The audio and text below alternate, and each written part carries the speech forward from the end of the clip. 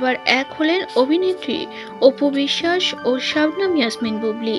এবার একটি ফটোশুটে দুই সতীন একসাথে ফটোশুট করলো, যে ভিডিও এখন সোশ্যাল মিডিয়ায় ভাইরাল। একটা সময় গৌতম সাহার সঙ্গে জুটিয়ে ফটোশুট ভিডিওতে কাজ করেছে অভিনেত্রী অপু বিশ্বাস। মাঝে কিছু ঝামেলার জন্য আলাদা হয়ে গেছিল তারা।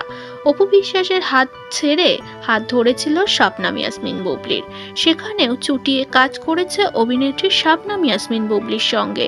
এবার অপুকে মোটা টাকা দিয়ে এবং শবনম ইয়াসমিন বুবলিকে মোটা টাকার অফার দেখিয়ে একই সঙ্গে ফটোশুট ভিডিও করালো দুই অভিনেত্রীকে।